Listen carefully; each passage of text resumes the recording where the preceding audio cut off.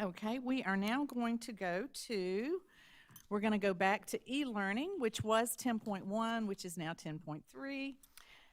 And while he is getting Mr. Bissell, we'll go ahead and get the motion on the floor, and then we'll open it up for Mr. Salters and Mr. Bissell and Dr. Little to discuss this. So, board members, you've heard the recommendation at our last meeting by the administration for the e-learning program. Do I hear a motion to approve the program as presented? Madam Chair, I move that we approve the e-learning program as presented by administration. Okay, thank you, Ms. Green. Do I have a second? Second. Okay, thank you, Mr. Anderson. Okay, and there he is. Wow, you switched places. Okay, we now have Mr. Bissell with us, but I'm going to turn it over to Dr. Little first to kind of open this up for us, and then we'll let Mr. Bissell do his presentation. Certainly. Thank you very much, Madam Chair. Very excited tonight to have Mr. Bissell here to discuss our e-learning plan. Our reality has changed quite a bit since the last time we met. Last time I talked to you, we talked about we needed 5 months of planning and that our capacity would be about 5 days after those 5 months worth of planning. Instead, this week, we are going to do about 48 hours-ish worth of planning, some up to about 72. I think it's 48 to 72 hours. And we're going to do 12 days worth, and that will be a minimum of 12 days. And we certainly anticipate that might actually get much longer than that. And before he says anything, I want to say one other thing. I cannot tell you how proud and pleased I am with how our schools and how our staffs have tackled this challenge.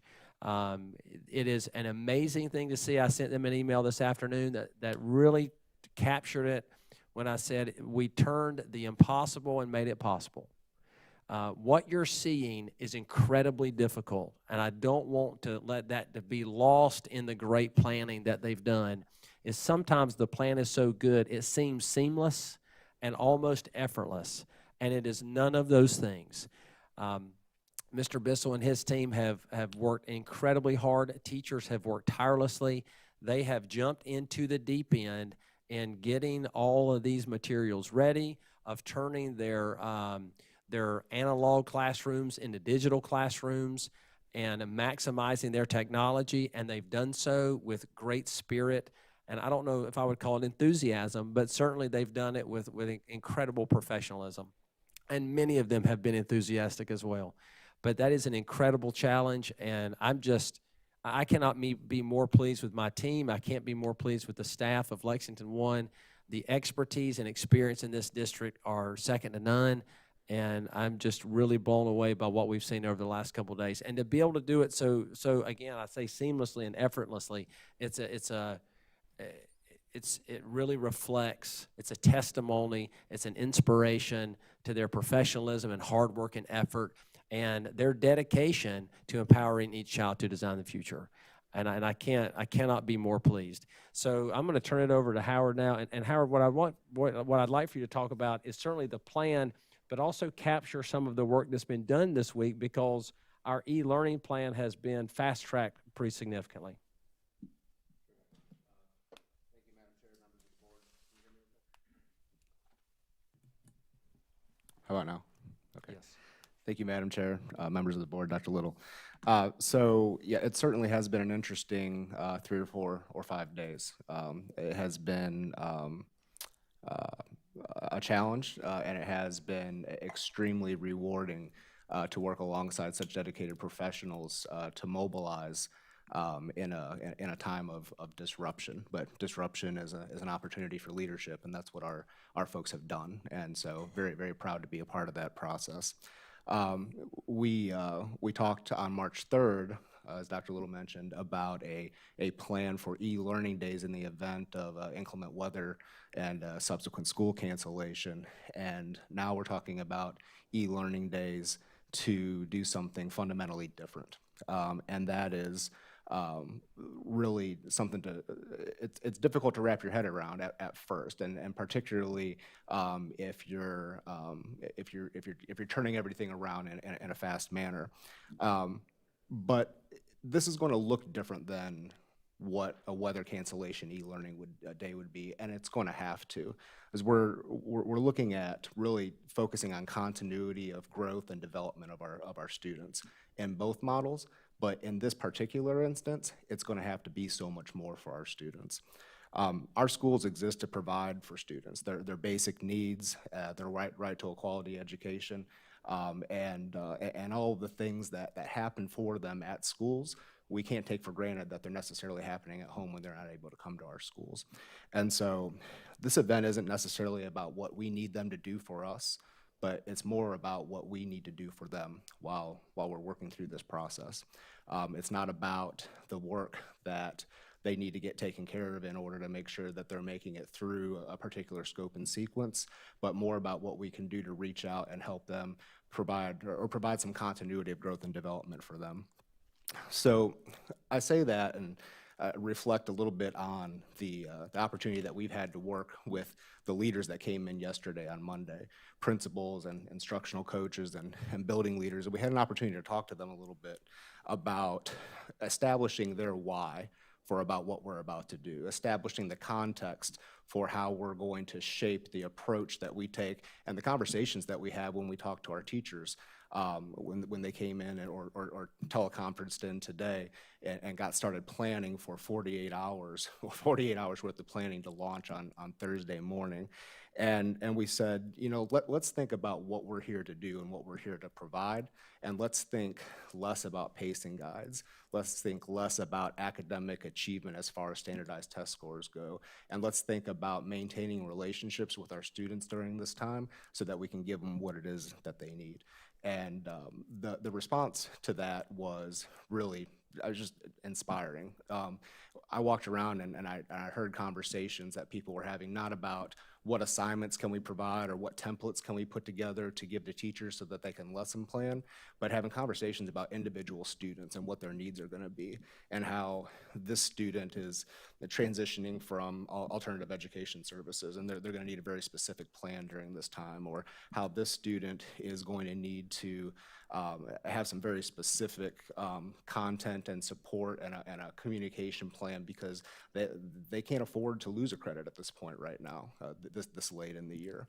I heard middle school teams talking about what their communication plans are going to be for leveraging their advocacy time and how their teachers are going to have hours and take turns calling into students and making sure that if they're not getting responses digitally through our learning management systems, that there's a plan for contact and support in over whatever medium that may be. And so it was just really uplifting to hear the vision of our instructional leadership work through the individual circumstances of their students and put together what are some really amazing plans in a matter of about 24 or 36 hours since we learned that cancellation was going to go into effect on Monday.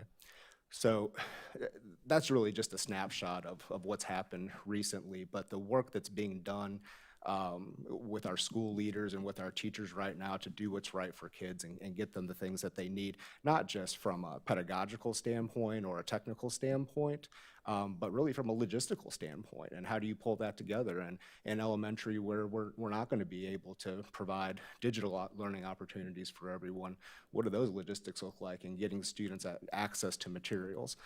So I'll start there and say that because of the turnaround, I'll say we had what I thought was a viable plan for us to do e-learning or a digital approach in grades 3 through 5, and the timing made that impossible to turn around. But we did think about what consistency in child or student growth and development looks like, and how that can't be just your packet of papers and worksheets that are put together. So our instructional coaches and core content coordinators have worked with principals and with teachers to put together meaningful exercises for each grade level, and have pulled together in the most amazing ways to print those packets and assemble those packets and come up with logistics and supply chain for making those available. We're going to have them available online for those that have the means to access them that way. For those that don't, we'll have opportunities for them to pick them up through our car lines. We'll have folks from schools that or from central services that will be able to go out and make deliveries if they need to. We're going to do what we need to do and leverage all of our human resources to get the kids what they need. And so we're excited about that plan for consistency and continuity at the elementary level. In grades 6 through 12, we are taking a digital approach because we have that type of capacity built there, and we have the equipment and the software in place to do so. We're going to leverage our learning management system as a base platform for teachers to engage with students, provide resources for them to engage with, but also leverage some telecommunications technology to open it up so that we can have some direct conversations with them or small groups of students. And that'll also be how our teachers will be collaborating with administrators in their building and with with teachers on their grade level or across their building. So it really has been a team effort to get all that in place. You know, our communications department, our information technology department, our instruction department has really pulled together to support the schools in this process. But the things that the teachers are putting together are things that, you know, it's not just, you know, here's a lesson and do some questions. They're providing engaging material for students so that it's you know, more of an invitation for them to engage and less of an intervention for them to say this is what needs to happen. And so I'm really proud of the approach that they're taking there, and I think it's going to speak volumes to our students' consistency and continuity and growth over these days, however long that may be. We do know we're good for 12 days, though. We've got that planning taken care of, and we'll adjust as we have to. I'm confident that we'll be able to.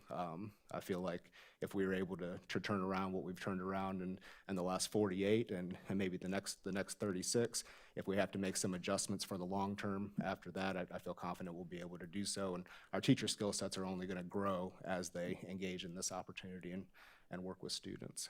So I'm sorry if I was a little long-winded there. I'm real excited about what we've been able to do, and looking forward to launching on Thursday. I know that it won't be perfect and we'll make mistakes, but Dr. Little, if you don't mind, I was really moved by his approach and giving us our charge the other day and said if we make mistakes, we're going to make mistakes because we're just trying to do what's right for kids, and we'll make adjustments and we'll make iterations and we'll learn from that. And I'm just excited to have an opportunity to be a part of leading that charge. Great. I'd be happy to answer any questions. Any questions, board, for Mr. Bissell? Yeah, I think originally we were looking at plugging a hole in the Hoover Dam, and I think you guys have just built the Hoover Dam. And so on the most granular level, since the rollout happens on Thursday, and you talked about a 5-day window previously. Right. Does this past Monday actually become day one, and then we've got a 5-day window, meaning that day one will count towards attendance, but we have 5 days in which to make up that work, if you will. Is that how this is going to work? I've had a couple questions about that. Sure. No, that's an excellent question. I failed to mention that piece of the structure.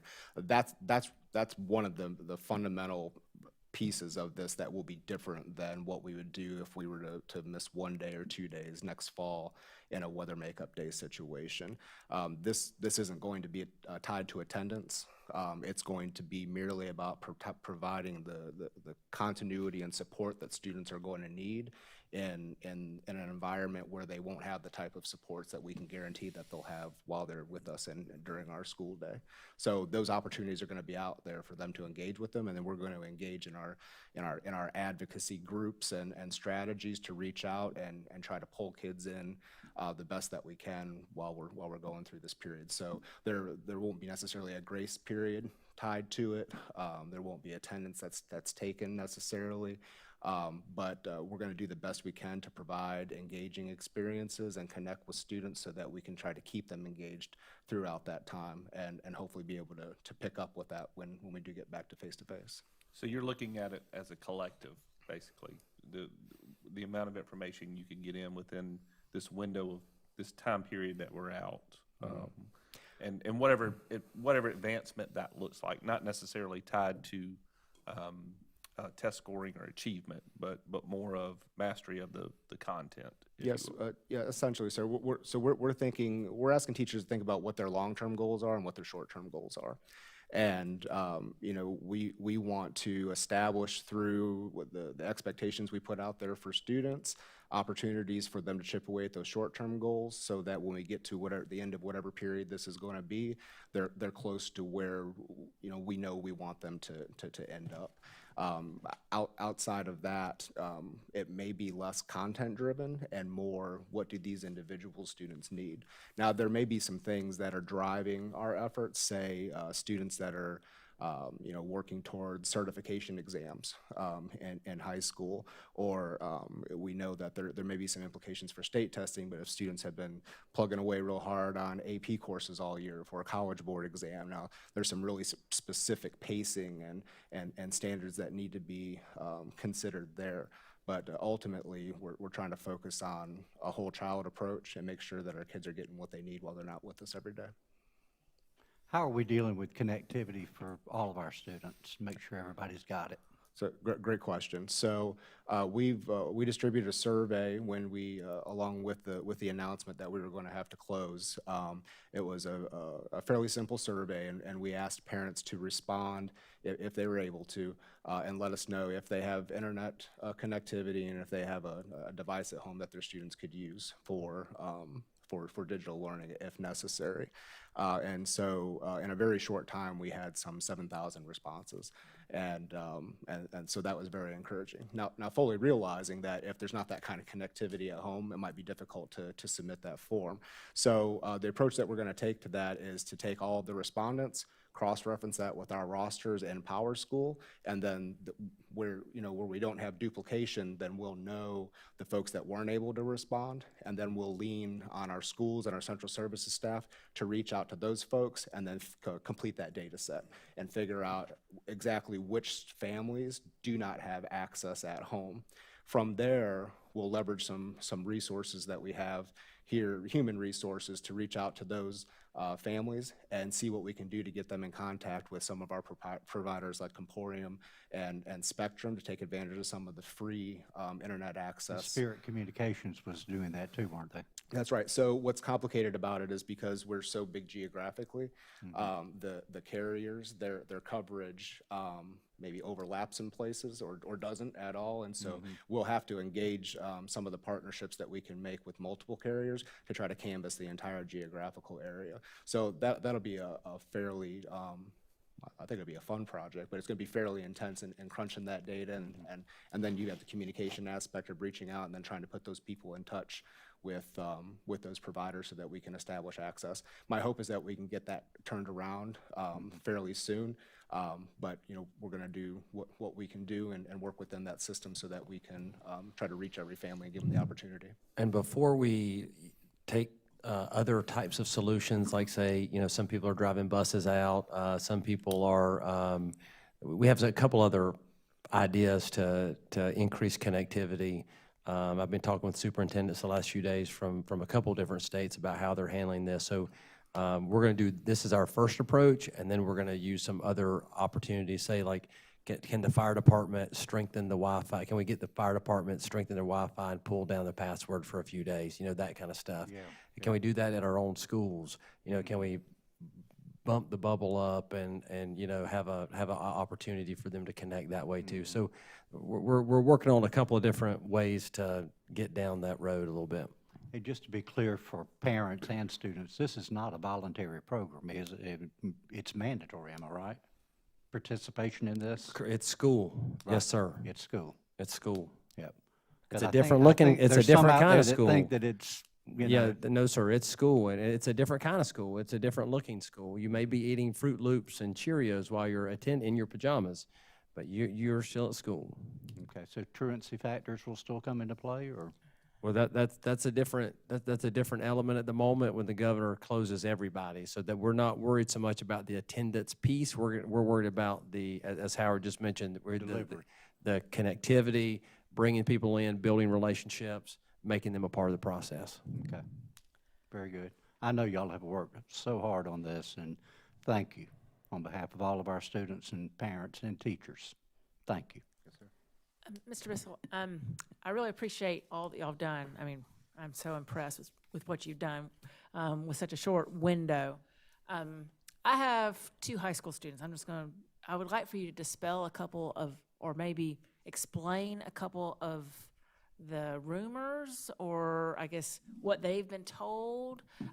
My daughter is a senior, and this is an extremely traumatic time for high school seniors Yeah, because the absolutely. last few weeks of their senior year, which is like the swan song, has all of a sudden been ripped away from them. And many of them are taking AP exams or AP classes.